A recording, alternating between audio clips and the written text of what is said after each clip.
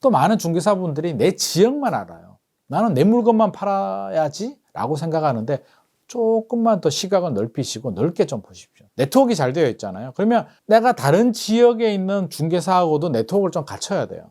그럼 내 손님이 이 부동산을 안 살 수도 있잖아요. 만나서 상담을 해보니까 나하고는 안 맞아. 이 사람은 역세권을 찾는데 내가 가지는 아파트는 역세권 아파트는 아니고 그냥 교육이 좋은 아파트예요. 그러면 역세권의 아파트를 그냥 가세요가 아니라 적극적으로 토스를 해주고 중개를 해주면서 그 지역의 상황을 다 모니터링을 하는 거죠. 손님이 없는데 우리 동네만 없는가? 다른 동네도 같은 흐름일까?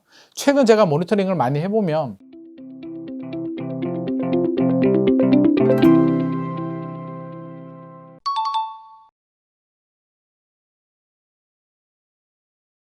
기회는 오죠. 앞서서도 제가 말씀드렸듯이 기회는 반드시 옵니다. 그 기회를 어떻게 잡느냐의 문제인데 최근에 집값 올라가잖아요. 분양가도 올라가고 뭐 청약시장도 막 연초 대비 뭐 180배가 경쟁률이 올랐다 뭐 이런 이야기들 나오는데 우리가 생각해야 될 거는요. 이제 판단을 해야 돼요. 앞서서 제가 이제 W 얘기했잖아요. W자 그럼 1차 하락 왔고 등락을 거듭하다가 2차 하락이 과거에는 그렇게 갔다.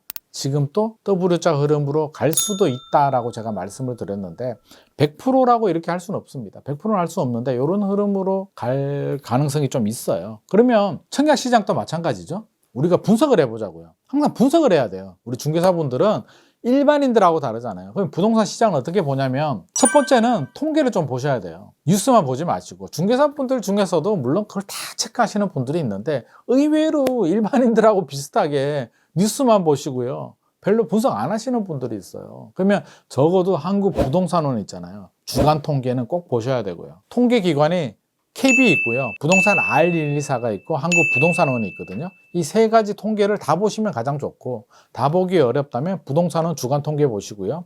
월간 국토부에서 월간 통계 발표합니다. 미분양하고 뭐 인허가 물량 여러 가지 나오는데 월간 통계 꼭 보시고요. 또 부동산 정책들 나오잖아요. 무슨 규제 완화 또는 규제 또 여러 가지 정책이 나오면 반드시 보도자료를 배포합니다. 국토부나 기획재정부에서 보도자료 배포하면 홈페이지 가가지고요. 보도자료 다운 받으세요. PDF 파일이나 그 워드 파일로 다운이 되거든요. 다운 받아가지고요. 우리 전문가들이잖아요. 중개사들은 다 전문가들이에요. 그러면 좀 정리를 한 다음에 다운 받고 출력해가지고요. 손님 없을 때 커피 한잔 하면서 좀 보세요. 그게 다 재산이고요. 손님들한테 설명하는 그런 기술입니다. 그래서 기본적으로 통계와 보도자료는 저는 꼭 보시라는 말씀드리고 또 많은 중개사분들이 내 지역만 알아요. 나는 내 물건만 팔아야지 라고 생각하는데 조금만 더 시각을 넓히시고 넓게 좀 보십시오. 네트워크가 잘 되어 있잖아요. 그러면 내가 다른 지역에 있는 중개사하고도 네트워크를 좀 갖춰야 돼요. 그럼 내 손님이 이 부동산을 안 살 수도 있잖아요. 만나서 상담을 해보니까 나하고는 안 맞아. 이 사람은 역세권을 찾는데 내가 가지는 아파트는 역세권 아파트는 아니고 그냥 교육이 좋은 아파트예요. 그러면 역세권의 아파트를 그냥 가세요가 아니라 적극적으로 토스를 해주고 중개를 해주면서 그 지역의 상황을 다 모니터링을 하는 거죠. 손님이 없는데 우리 동네만 없는가? 다른 동네도 같은 흐름일까? 최근 제가 모니터링을 많이 해보면 상반기에 1월에 집값 떨어지고 2, 3, 4, 5 집값 올랐거든요. 올랐는데 최근 7월, 8월, 9월 초까지 보면 좀 주춤해요. 매수자들이 이제 추격 매수를 하기 좀 부담스러운가 봐요. 10억에서 7억으로 떨어졌다가 8억 5천 정도 올라오니까 매수자 입장에서는 8억 5천 주고 들어가서 취득세 내고 대출이자 내고 나중에 팔 때 양도세 내고 뭐 종부세까지 내고 과연 얼마나 올라갈까에 대한 약간 걱정이 있는 것 같아요. 금리도 실질적으로 떨어진 것 같지도 않고 오히려 더 올라갈 가능성도 살짝 보이기도 하고 여러 가지가 불안하니까 지금 거래가 주춤하고 있는 상황입니다. 그래서 내 지역이 주춤한 게 다른 지역과의 공통적인 문제인지 그렇다면 방법이 없는 거고요. 좀 기다려야 되고요. 내 지역만의 문제인지를 좀 체크를 할 필요는 있습니다. 그래서 다른 부동산들과 좀 네트워킹을 좀 강화하면 저는 좀 좋겠다라는 생각이 들고 보도자료 보시라고 했는데 이제 부동산 정책이 나오면 부동산 정책의 메커니즘은 다 아시겠지만 우리나라 부동산 정책, 규제 정책은요. 상한선, 가격 하한선이 있으면 상한선을 뚫고 오버슈팅이 되면 반드시 규제를 하고요. 하한선을 뚫고 내려가면 언더슈팅이 되면 규제를 풉니다. 아주 단순한 메커니즘이에요. 그러면 정부에서 작년 7월, 8월 원희룡 국토부 장관이 뭐라 그랬습니까? 집값 더 떨어져야 된다. 그렇죠? 규제 풀 생각이 없다고. 분명히 그런 말씀을 하셨어요. 근데 12월, 1월에 왜 규제를 풀었을까요? 집값이 우리 예상과 다르게 너무 가파르게 떨어지니까 규제를 풀었죠. 일각에서는 야 보수니까 또 부자들 집 있는 사람들 또 같은 편이라고 도와주려고 하는 거 아니냐라고 말씀하시는 분들이 있는데 절대 그렇지 않습니다. 절대 그렇지 않아요. 왜? 집값 떨어지게 되면은요 미분양이 급증해요. 투자 심리가 위축이 되니까. 미분양이 급증하면 PF 대출이 문제가 돼요. PF가 문제가 되면 금융시장으로 불똥이 튀면서 국내 경제에 영향을 줍니다. 그렇기 때문에 정부는 집값이 급락하게 되면 개입을 해요. 집값 폭등하게 되면 또 개입을 하죠. 규제해야죠. 왜? 민심이 나빠지니까. 실질적으로 정부 입장에서는요 사실 집값 오르는 게 좋아요.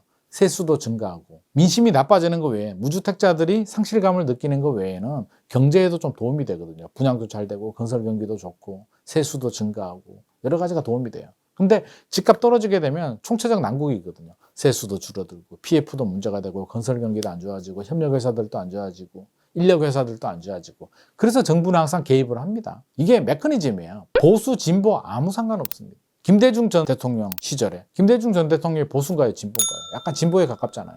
그런데 규제 다 풀었어요. 노태우 전 대통령 옛날에 군사정부잖아요. 규제 엄청나게 했습니다. 일기 신도시 공급계획도 하고요. 규제도 엄청 무겁게 했거든요. 왜? 집값이 올라가니까. 그런 거예요. 최근 흐름만 보면 노무현, 문재인 정권 시절 집값 올랐고 그렇죠? 규제를 강하게 했고 이명박, 박근혜 때 규제를 풀어줬다라고 생각하니까 그런 공식이 성립되는데 절대 그렇지 않다는 말씀. 그러니까 우리는 뭘 봐야 되냐면 한 단계 더 가야죠. 부동산 정책 규제가 풀린다? 혹시라도 강남 3구, 용산구 규제 지역이 풀렸다라고 하면 풀렸구나 라고 할 게 아니라 우리는 뭐라고 해야 돼? 뭐라고 이해를 하면 되냐고요.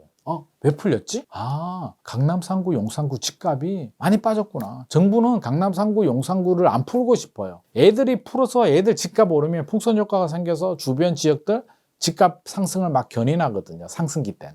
하지만 애들 지역을 풀었다는 얘기는 정부가 오죽 급했으면 오죽 강남 3구, 용산구 집값이 많이 떨어졌으면 풀겠냐고요. 그러면 만약에 이 지역들의 규제 지역이 풀렸다는 얘기는 집값이 추가 하락이 왔다는 거죠. 2차 하락이 많이 됐다는 얘기입니다. 우리는 전문가들은 한 단계 더 건너가서 이걸 읽을 수 있는 능력이 돼야 됩니다. DSR 규제가 혹시라도 풀렸다? 최근에 특례보금자리로 살짝 한시적으로 풀어줬고요. 그 역전세 때문에 한시적으로 풀어줬는데 그거 외에 DSR을 풀어주는 상황이 만약에 발생하게 되면 원래 가계부채 때문에 풀어주면 안 되는 건데 오죽 급하면 풀어줬을까? 집값이 굉장히 큰 폭으로 하락을 했구나. 이걸 풀어줬다는 얘기는 정부가 굉장히 적극적으로 개입을 하면서 한 단계 더 나가면 거의 바닥을 지나가고 있구나. 요게 지나가면 추가 상승이 오겠구나. 양도세 5년간 면제, 박근혜 정부 때 나온 거. 이런 거 나오면 이거 거의 끝물이다. 거의 바닥 탈출이다. 그럼 그때는 공격적으로 이제 시동을 걸 때가 온 거죠. 그러면 직접 투자도 그렇고 손님들이 올 때도 공포에 질리는 게 아니라 이제 올라갈 때가 머지 않았습니다. 이제 거의 침체기 지나가고 회복기로 진입할 단계이기 때문에 그때는 오시는 고객들한테도 공포가 아니라 오히려 긍정이나 희망을 심어줄 필요는 있겠죠. 그래서 정책에 따라서 이런 적절한 한 단계의 시그널을 읽고 좀 더 하시는 게 좋을 것 같고 나름대로 전략을 가지고 고객이 왔을 때 이렇게 설명을 하고 설득을 하는 그런 좀 레벨업을 하는 그런 준비는 좀 필요할 것 같습니다.